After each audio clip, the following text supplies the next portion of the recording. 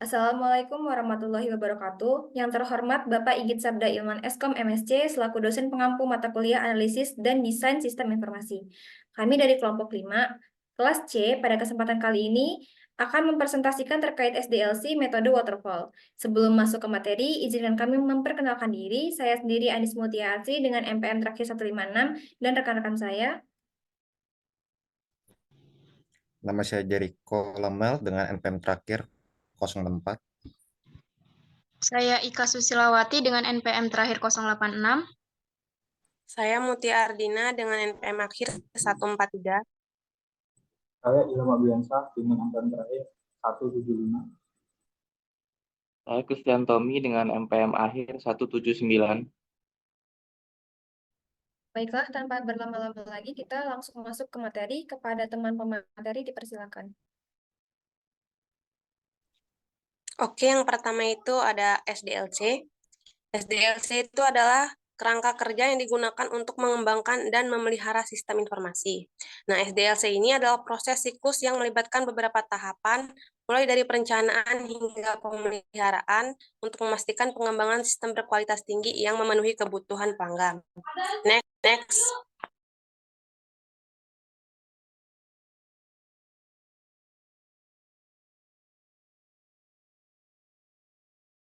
Selanjutnya yaitu pengertian dari waterfall. Waterfall adalah salah satu metode pengembangan perangkat lunak yang populer dan terstruktur. Dalam metode ini, pengembangan perangkat lunak dilakukan secara linear dan terbagi menjadi beberapa tahap, di mana setiap tahap harus diselesaikan sebelum melanjutkan ke tahap berikutnya. Pendekatan ini memungkinkan dokumentasi yang baik, kontrol yang ketat terhadap jadwal dan biaya, serta penyelesaian satu tahap sebelum memulai tahap berikutnya. Metode waterfall memfasilitasi pengembangan perangkat lunak dengan struktur yang jelas dan terorganisir. Pada gambar, disebut waterfall karena metode pengembangan perangkat lunak ini mengikuti pola aliran seperti air terjun yang mengalir dari atas ke bawah. Next.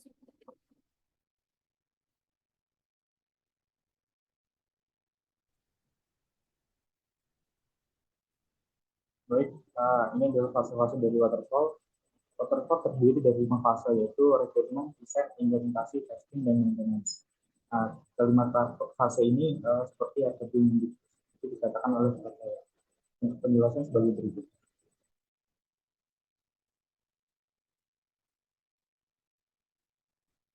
Fase pertama atau tahap pertama yaitu adalah riset. Pada tahap ini melibatkan identifikasi dan pemahaman yang mendalam terhadap kebutuhan pengguna dan pemangku kepentingan. Tujuannya adalah mengumpulkan persyaratan fungsional dan non-fungsional yang akan menjadi dasar dari pengembangan software. Lalu, fase kedua atau tahap yang kedua adalah desain. Pada tahap ini, persyaratan yang telah dikumpulkan pada fase rekrutmen dikumpulkan dan diterjemahkan menjadi desain perangkat lunak yang spesifik. Perencanaan mencakup desain arsitektur sistem, desain user interface atau antarmuka pengguna, desain basis data, dan desain modul perangkat lunak. Tujuannya adalah menciptakan panduan yang jelas bagi tim pengembang dalam mengimplementasikan software.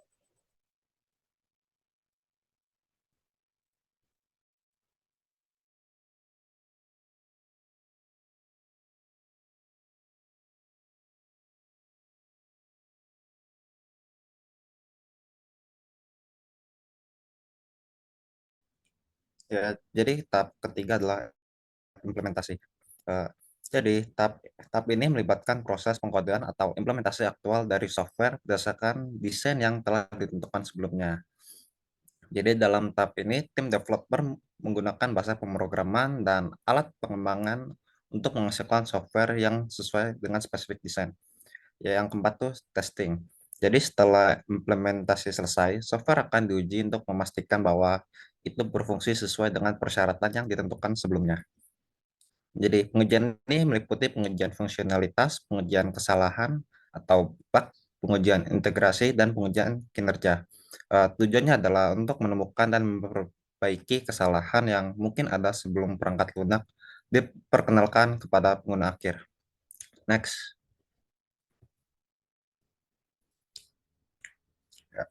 Yang terakhir adalah maintenance. Jadi, setelah perangkat lunak diluncurkan dan digunakan, maka perlu dilakukan pemeliharaan rutin, pembaruan, dan perbaikan sesuai kebutuhan untuk memastikan kinerja yang optimal dan kepatuhan dengan perubahan kebutuhan atau lingkungan yang terjadi seiring waktu.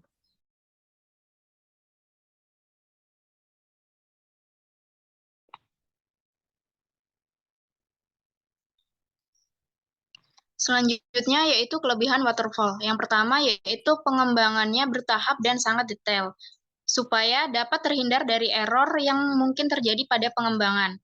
Lalu yang kedua yaitu metode ini paling sering digunakan meskipun digolongkan dalam classic life cycle. Classic life cycle sendiri adalah model pengembangan perangkat lunak yang menekankan fase-fase yang berurutan dan sistematis. Yang ketiga yaitu data yang digunakan untuk pengembangan terstruktur, karena proses tidak akan dilanjutkan ke tahap berikutnya jika proses yang sedang dilakukan belum selesai.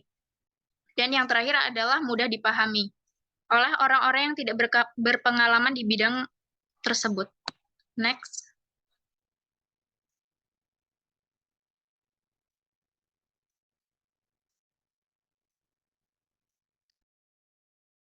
Selanjutnya ada kekurangan dari metode waterfall. Yang pertama itu membutuhkan tim yang solid. Jadi untuk menggunakan model SDLC ini tentu membutuhkan dukungan dari setiap stakeholders yang ada. Jadi setiap tim itu harus mempunyai kerjasama dan koordinasi yang baik. Karena apabila salah satu tim tidak dapat menjalankan tugasnya dengan semestinya, maka akan sangat berpengaruh terhadap alur kerja tim yang lain.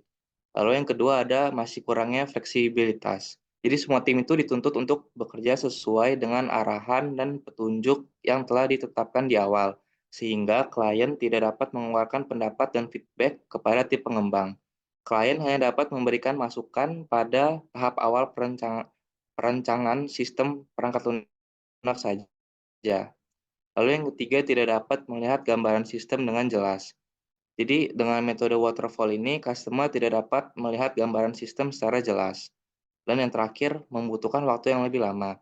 Jadi proses pengerjaan dengan menggunakan waterfall terbilang cukup lama jika dibandingkan dengan metode SDLC yang lain. Karena pengerjaan aplikasi sesuai satu persatu membuat yang dibutuhkan itu menjadi lebih lama. Contohnya itu seperti tim developer tidak akan bisa melakukan proses coding jika tim desainer belum menampilkan tampilan desain dari aplikasi. Next.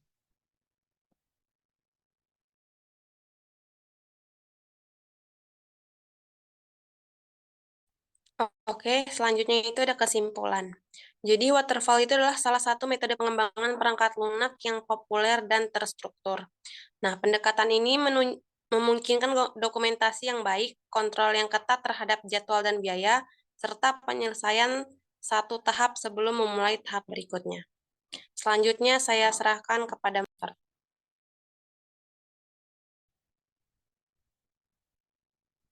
Baiklah, itu tadi presentasi dari kelompok kami. Sekian dari kami. Mohon maaf apabila ada kekurangan. Jika ada pertanyaan, silahkan ajukan kepada kami melalui kolom komentar. Terima kasih atas waktu dan perhatiannya. Kami akhiri. Wassalamualaikum warahmatullahi wabarakatuh.